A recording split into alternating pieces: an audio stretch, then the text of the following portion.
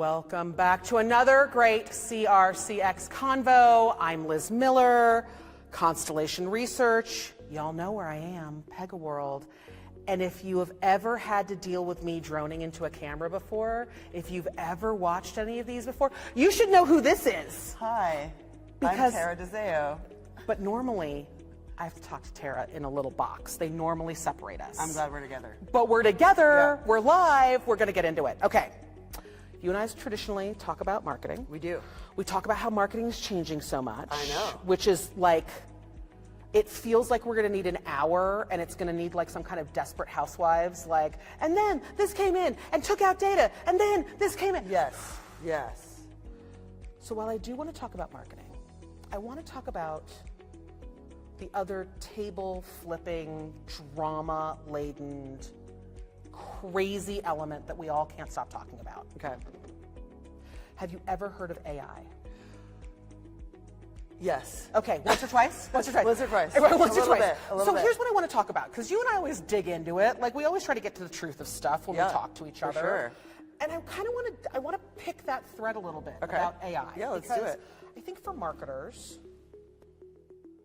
we're getting a smorgasbord of promises. Yeah, yes. Like, and they're all glittery, and they're all gorgeous, and we want to eat them all. Right. But we also still have a job to do. We do, definitely. So when it comes to you as a marketer, where are you looking at when it comes to how your job and how you as a marketer are advancing thanks to AI?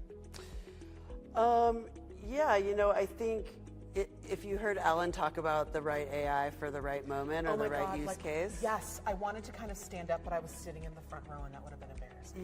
Yeah. I mean, so I think it's really about what's the outcome you're trying to achieve and which AI is going to get you there. And so for me as a marketer, as a writer, it might be something like ChatGPT and brainstorming. Right.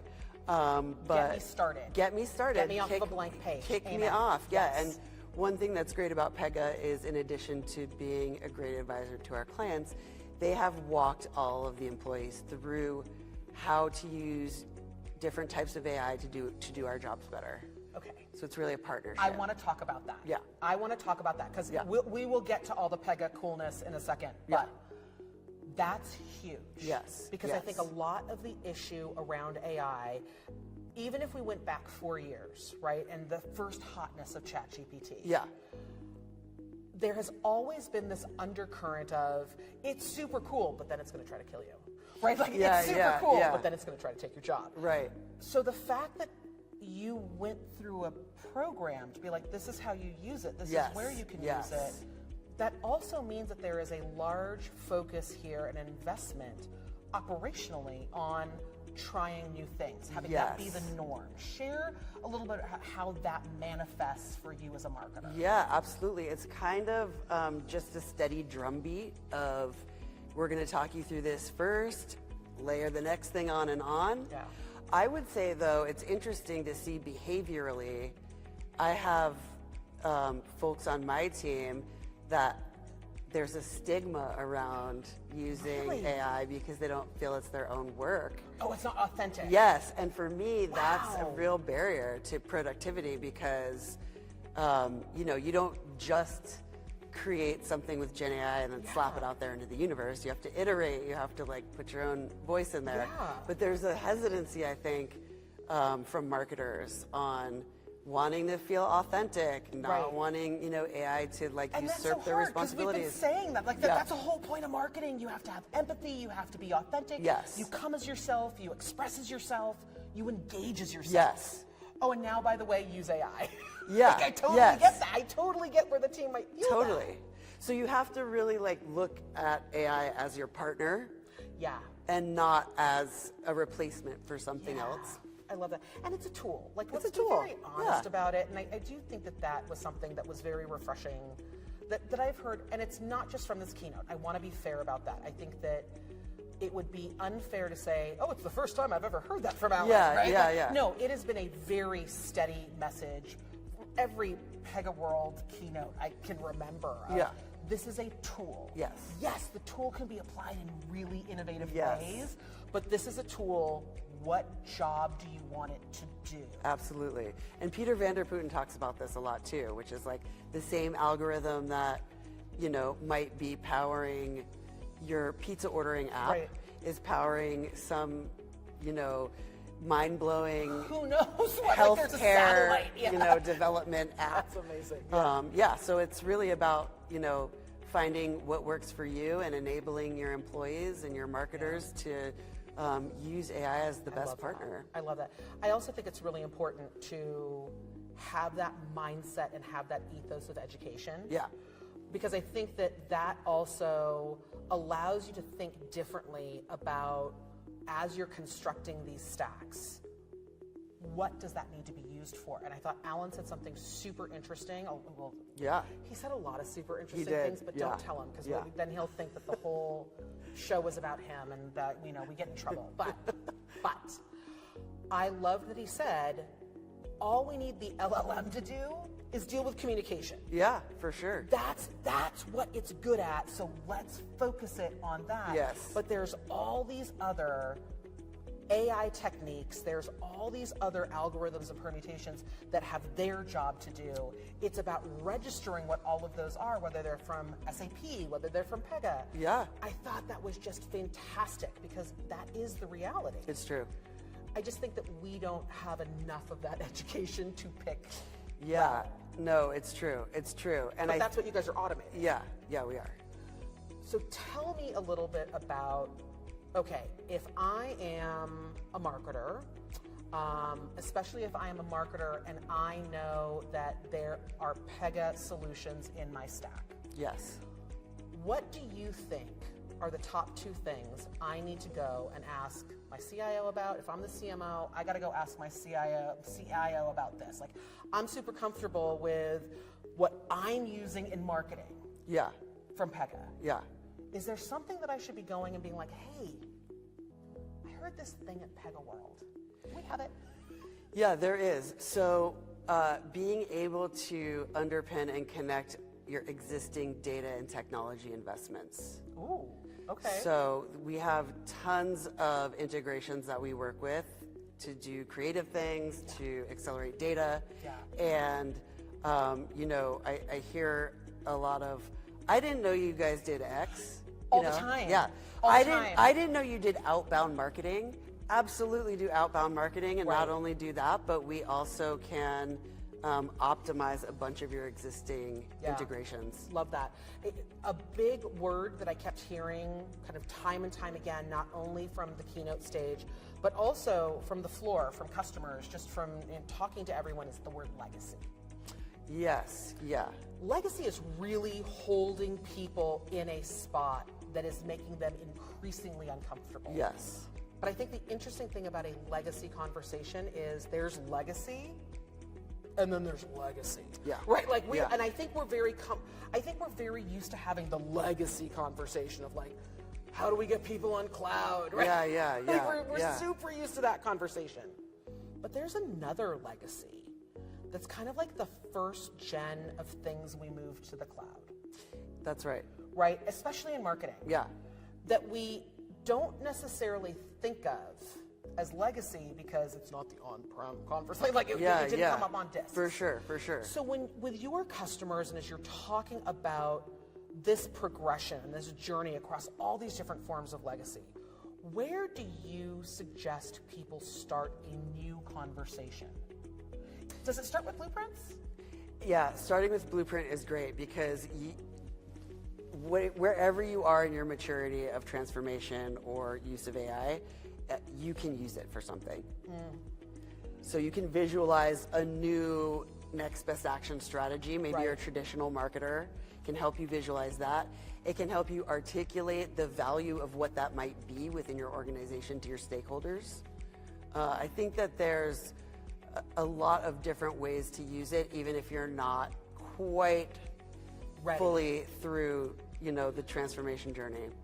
Have you also seen people, because the thing that always comes into my mind when I'm looking at Blueprint is it reveals this land of like, what if? Absolutely. Right? Yeah. Like, what if I actually worked in a more collaborative fashion with my customer success team? Absolutely.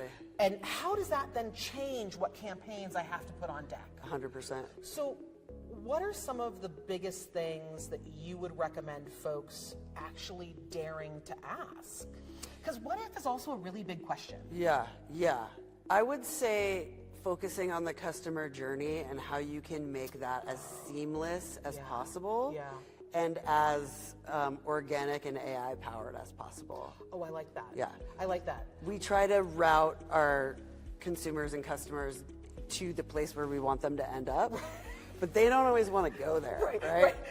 It's like, they want to go where they want to go, and we need to help them get there. And isn't that the fallacy of when people talk about customer journey management? Yeah. It's not really, like, I think a lot of organizations and a lot of marketing teams get caught in this, oh, I'm going to optimize my customer journey because I want you to do this, then that, and you keep doing this, then that. And you're like, then change your journey.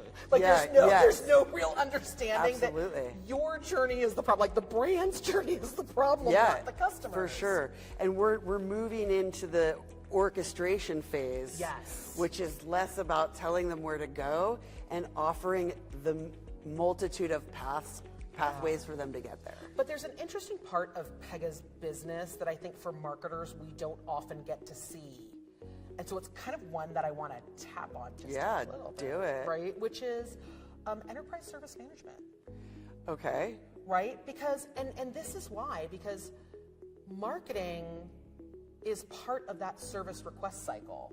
It is, for sure. In really interesting ways. Yes. And what I'm tracking out there, right, is that more of this content, more of the things that can be created, more of the knowledge that we have to put in our knowledge bases is going to come and be fueled by marketing.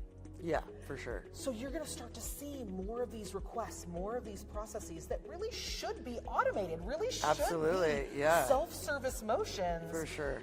And it's interesting because I look at Pega from an enterprise service management perspective and your capacity to manage complex case service provisioning. Yes. To be able to do that in an automated fashion, to be able to do that with total visibility, lineage around what actually happened, visibility into what models were used, visibility into what processes were used, all of that. And then I think, what if sales needs a logo?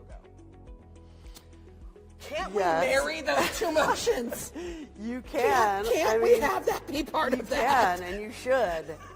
I think too, what we need to think about is preemptive service. Yes. So marketing, that's a use case for marketing, right? Like, can I get this customer on their journey? Right.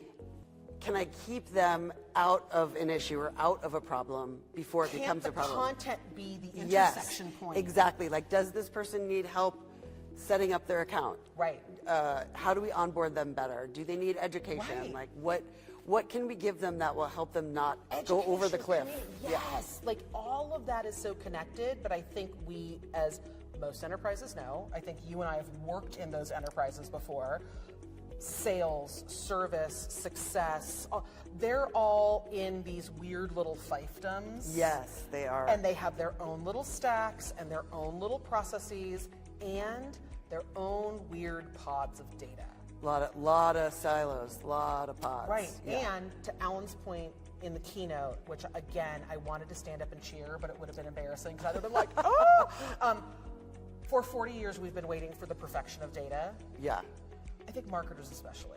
Yes. Like, we have been waiting for this nirvana of a perfect pod of data. Yes. Like, here you go. Sarah, use Never going to happen. Yeah. But I think through a lot of these automated actions, it opens up a very different conversation that we as marketers can and should be having with other parts of the organization and other parts of the enterprise. For sure. And, having a wealth of data that can then drown you. I think with AI, it really is great at finding the signal and the noise so that you don't drown in your data. You actually 100%. pull the insights out that turn into something that you can use. But I think it fundamentally comes back to something that has been at the heart of, I think, every conversation that you and I have ever had, any conversation I've ever had with, I think, anyone at Pega, and it's around one word: decisioning. Yes, yes. Right? Because in marketing, I think a lot of times other folks position this as like, we've got to give a lot of recommendations to the marketer because the marketer can't think of any recommendations on their own. It's like, no, we have too many. Yeah, yes. And they're all yes, up here. Yes. They're all rolling around. Totally. We need decisioning. Yeah. So how does an organization shift from spitballing, right, and setting up solutions and systems to that, to setting up an intentional marketing environment for decisioning? Yeah, you know, it's about understanding the interplay between, you know, what your objectives are and what channels and applications that you have.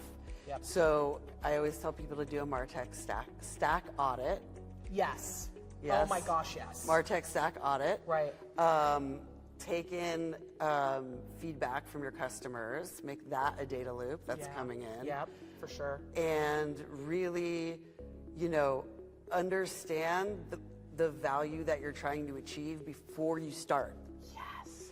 And the business value. Yes. Because I know that's what you mean, right? It is, yes. Because I think a lot of times we get back into that really like small space of like, think about the campaign value. Yeah, no. So like, are you trying to save money on marketing operations? Right. Are you trying to drive more customer acquisition? Yeah.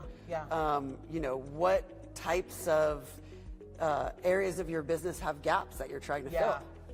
One of the things that I loved in the blueprints demo that we got to see during the keynote on day one was the personas pop up. Oh yeah. And they're like, okay, you're building an application, you're building something that you want to have work. Or that you want to change. Like it was the example about like COBOL. Like here, I'm going to change all. Like you know. Yeah. So here we are talking about this very technical. I want to modernize this application. I'm going to bring it into this code base. Here are the things that we're going to do. But what was also front and center were the people at the center of those personas. Oh yeah. Right. That we are so used to dealing with. Yeah. We are so used to looking at of like, of course that's our persona because that's our marketing persona. Yeah, for sure.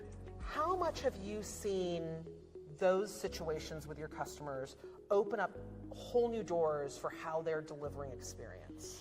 Because that's collaboration on like for sure, like the 10th degree. Yeah, for sure. I think, you know, if taking the concept of a persona and understanding like why our clients might need a product or a feature, but then really you're talking to the individual. Right. So the persona helps you understand the needs and the tone and things like that. Yeah. But actually, you're talking to one person. Right. And what I loved was like, okay, it read your entire website. Yeah, so it understood you as a brand. Yes, for sure. Right? Yeah. So it's like, I think that there are a lot of times that when we jump into like an optimization journey, we jump in wanting to optimize the journey because we understand the channels and we understand the personas. But we haven't looked at everything else about where that brand voice changes. Yep. And what I loved about being able to ingest different points of content and different starting points is that's all written by different places in the org. Yeah, for sure. Right? And that's bringing all of your authentic brand voice, bubbling that up to the surface. Absolutely. In a way that doesn't punish the brand because something gets created. Absolutely. Without that collaboration and without that check. For sure. Which I loved. Yeah. It was such a great example. I was like getting super nerdy with it. I was getting super nerdy with it. Okay, last question for you. Okay. Okay, for Constellation TV viewers, y'all know I do this. Don't tell her to be scared. But y'all remember what a Salon 50 looks like and feels like when we ask people a lot of personal questions? I'm going to ask her too. Oh. Okay, I'm going to go Okay. All right. Okay. Okay. In your career, best piece of advice you ever got? Oh my gosh, that's a big one. I know. That's why I'm asking you, because I get to ask you all the technical questions and all the marketing questions, but I don't get to ask the Tara questions. Best piece of advice you've ever got? I mean, it's that your reputation is everything. Oh. Yeah, so, you know, be generous with your time.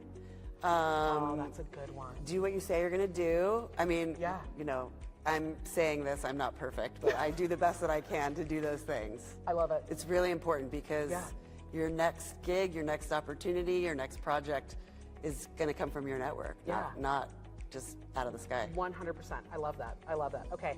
Last question. You ready? Yeah. Okay. What is the one thing you could do as a kid, like a hobby, a trick, something, that you wish you could still do now as an adult? Oh, I mean, I was like a take things apart in the basement and...